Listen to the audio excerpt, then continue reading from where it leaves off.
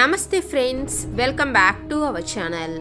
Friends, Iran రాజధాని తెహ్రాన్లో ఉన్న అత్యంత రహస్యమైన మరియు బలమైన భద్రత కలిగిన ప్రెసిడెన్షియల్ ప్యాలెస్లో Iran supreme leader Ayatollah Ali Khamenei తన అత్యంత విశ్వసనీయ సలహాదారులతో ఒక గోప్యమైన భూగర్భ సమావేశం నిర్వహిస్తూ ఉన్నారు. ఇక ఆ ప్రదేశం ఎంత భద్రంగా ఉంటుంది అంటే, ఎందుకంటే ఆ దేశపు అత్యున్నత నాయకుడు ఎక్కడ ఉన్నా కూడా ఆ ప్రదేశం అనేది చెక్కు చెదరకుండా వారి రక్షణ వ్యవస్థ ఉంటుంది. అయితే ఇక్కడే అనుకోని ఒక సంఘటన ఎదురైంది. అసలు కథంతా కూడా ఇక్కడే మొదలైంది. ఇరానియా ప్రభుత్వానికి తమ భద్రతా వ్యవస్థ పటిష్టమని ఎంతో నమ్మకం. కానీ వారికే తెలీదు, వారి ఇంట్లోనే ద్రోహులు కూర్చున్నారు అని. ప్రపంచంలోని అత్యంత ప్రమాదకర గూఢాచార సంస్థగా పేరుగాంచిన మొసాద్కు ప్రతిక్షణం సమాచారం అందుతూనే ఉంది. ఇరాన్ అగ్రమంత్రులకే తెలియని ఈ సమావేశం గురించి మొసాద్కు ఎలా తెలిసింది? ఇరాన్ అత్యంత రక్షణ గోడను ఇజ్రాయెల్ ఇంటెలిజెన్స్ ఎలా దాటి రాగలిగింది?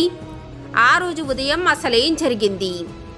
ఆ రోజు ఉదయం జరిగిన ఆ గ్రాండ్ యాక్షన్ వెనుక అసలు లోతైన అంతర్గత ఏమిటి?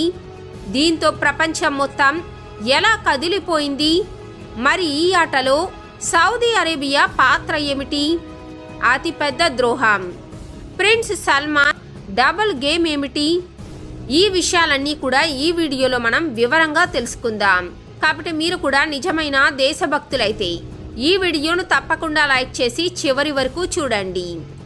ఫ్రెండ్స్, మోసాద్ గూఢాచారులు ఇరానియన్ ప్రభుత్వ అంతర్యాంతరాల్లోకి బలంగా చొరబడిపోయారు. ఖమోనీ ఎప్పుడు సమావేశం పెడతాడు, ఏ సమయానికి ఏం జరగబోతుంది, ఆ గదిలో ఎవరెవరు ఉంటారు అన్న పక్కా సమాచారాన్ని పొందుతూ ఉన్నారు. అయితే ఇది నిజానికి చిన్న విషయం కాదు. ఇంటెలిజెన్స్ ప్రపంచంలోని అతిపెద్ద మాస్టర్ స్ట్రోక్ ఇది. సాధారణంగా ఇలాంటి భారీ ఎయిర్ స్ట్రైక్స్ రాత్రిపూటే జరుగుతాయి. ఇజ్రాయెల్ మొదటి ప్లాన్ కూడా అదే, రాత్రిపూట దాడి.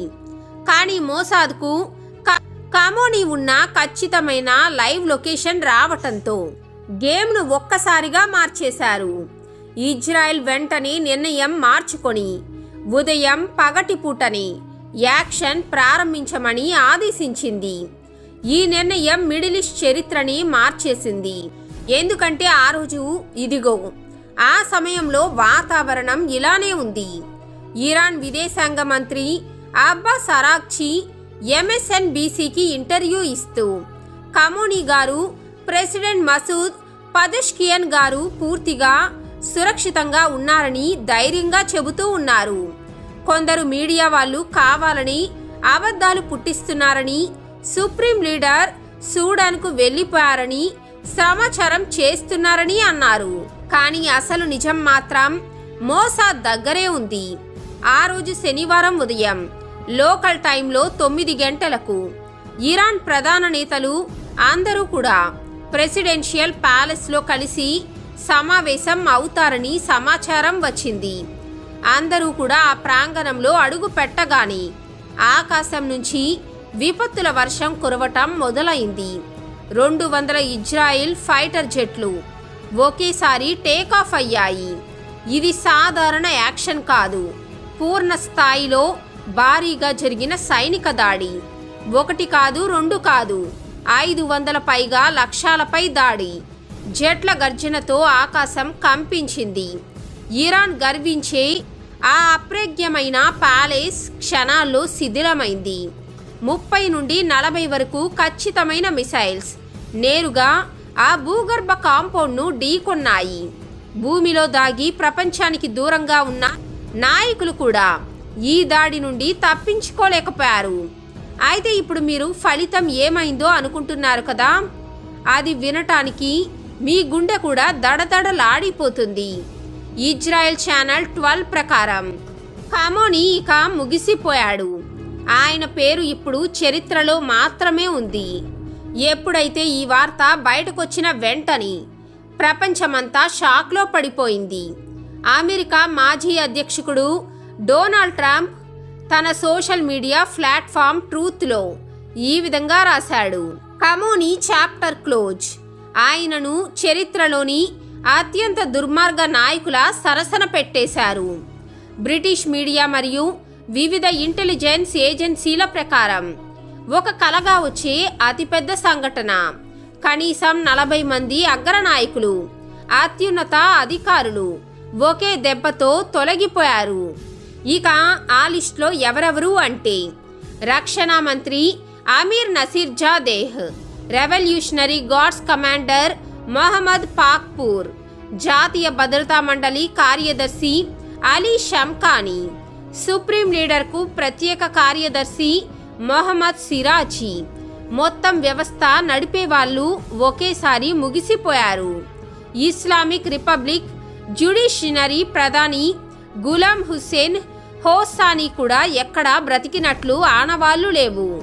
ఇక శనివారం మధ్యాహ్నం కల్లా ఇరాన్ రెడ్ క్రిసెంట్ 201 మంది మరణించారని ప్రకటించింది. మీనాబ్లోని ఒక గర్ల్స్ స్కూల్ కూడా ప్రభావితమైందని, అక్కడ కూడా 80 మంది ప్రాణాలు కోల్పోయారని తెలిపింది. మొత్తంగా ఈ దాడిలో 747 మంది గాయపడ్డారు. ఇజ్రాయెల్ మాత్రం స్పష్టంగా ఏమని చెప్పింది అంటే, మా లక్ష్యం సాధారణ ప్రజలు కాదు, ప్రపంచానికి ముప్పుగా మారిన పెద్ద నేతలను తొలగించటం మాత్రమే.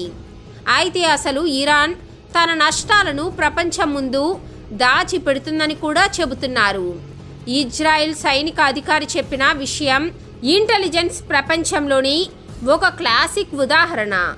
ఎందుకంటే ఈ నిర్ణయం ఒక్క రాత్రిలో తీసుకున్నది కాదట. నెలల తరబడి పన్నిన ప్రణాళిక, 24 గంటల నిఘా, అచ్చంగా పనిచేసే ఆపరేషన్ ప్లాన్ కారణంగానే ఇది సాధ్యమైందని చెబుతున్నారు. ఇరాన్ అగ్రనాయకులు ఎప్పుడూ ఒకే చోట చేరతారని, ఆ సమయాన్ని గుర్తించడమే వారి ప్రధాన లక్ష్యంగా మారింది. ఇక 3 గోప్య సమావేశాలు మొదలైన క్షణమే ఇజ్రాయెల్ 3పై ఒకేసారి దాడి చేసింది. ఇదే నిజమైన శక్తివంతమైన దేశం. అయితే ఇప్పుడు అసలు కథలో మరో భారీ ట్విస్ట్, అదే సౌదీ అరేబియాతో సంబంధం. మిడిల్ ఈస్ట్ రాజకీయాల్లో కనిపించేది అసలు నిజం కాదు. ది వాషింగ్టన్ పోస్ట్ చేసిన షాకింగ్ రిపోర్ట్ ఇప్పుడు ప్రపంచ డిప్లొమసీ మొత్తం ముఖాన్ని పూర్తిగా మార్చేసింది. అదేమిటి అంటే ఇజ్రాయెల్ ఇరాన్పై దాడి చేయాలని అనుకుంది. కానీ సౌదీ అరేబియా కూడా ట్రంప్పై భారీ ఒత్తిడి తెచ్చింది. పబ్లిక్గా మాత్రం Saudi crown prince Mohammed bin Salman Iran అధ్యక్షుడితో మధురంగా మాట్లాడుతూ, ఇరాన్పై దాడికి మా ఎయిర్ స్పేస్ వాడుకోనివ్వం, మేము కూడా శాంతినే కోరుకుంటున్నామని నటించాడు. కానీ మూసివేసిన తలుపుల వెనుక అక్కడే అసలు గేమ్ ఆడారు. జనవరిలో ఆయన అన్నయ్య ఖాలిద్ బిన్ సల్మాన్ వాషింగ్టన్కు రహస్యంగా వెళ్లి అమెరికాతో నేరుగా డిమాండ్ చేశాడు, ఇరాన్పై బలమైన దాడి చేయాలి అని. ట్రంప్ ఇంతవరకు తన పాత పాలసీతో కొనసాగుతూ ఉన్నాడు. కానీ సౌదీ, ఇజ్రాయెల్ ఒత్తిడి కారణంగా ఆయన కూడా తన నిర్ణయం తీసుకోవాల్సి వచ్చింది. అంటే సౌదీ ప్రిన్స్ సల్మాన్ అసలు డబుల్ గేమ్ వలనే ఇదంతా జరిగింది. అంటే సౌదీ అరేబియా సున్నీ నాయకత్వం, ఇరాన్ ఏమో షియా నాయకత్వంతో ఉన్నారు. అంటే వీరిద్దరి మధ్య శతాబ్దాల నుంచి శత్రుత్వం ఉంది. ఇరాన్ ప్రతీకార దాడి చేస్తే సౌదీ ఆయిల్ ఇన్ఫ్రాస్ట్రక్చర్ మట్టుపడుతుందన్న భయం కూడా ఉంది. వారి ఆర్థిక వ్యవస్థ పూర్తిగా నేలమట్టం కూడా అవుతుంది. అందుకే సౌదీ పైకి సఖ్యత నటిస్తూనే రహస్యంగా మోసాద్ అమెరికాతో చేతులు కలిపి ఇరాన్ గొంతు కోశారు. అందుకే ఏమని అంటారు, అంతర్జాతీయ రాజకీయాల్లో ఎవ్వరూ నిజమైన మిత్రులు కారు, శత్రువులు కారు అని. దేశ ప్రయోజనాల కోసం ఎంతటి దారుణానికైనా దిగజారగలరు అని. ఇరాన్ సుప్రీం లీడర్ను ఆయన వాళ్ళే నమ్మించి ద్రోహం చేశారు. అంటే సౌదీయే వెన్నుపోటు పొడిచింది. ఇజ్రాయిల్ ప్లాన్తో ఆటను ముగించేసింది. మరి ఫ్రెండ్స్, ఈ మొత్తం సంఘటన గురించి తెలిసాక మీకేమనిపిస్తుంది? ఇజ్రాయెల్ చేసిన దాడి న్యాయమేనా లేదా? మీ అభిప్రాయాలను తప్పకుండా తెలియచేసి మీరు కూడా భారత ఆర్మీకి సపోర్ట్ చేస్తున్నట్లయితే ఈ వీడియోను లైక్ చేసి జై భారత్ జై హింద్ అని కామెంట్ చేయడం మాత్రం మర్చిపోకండి. వందే మాతరం. జై హింద్.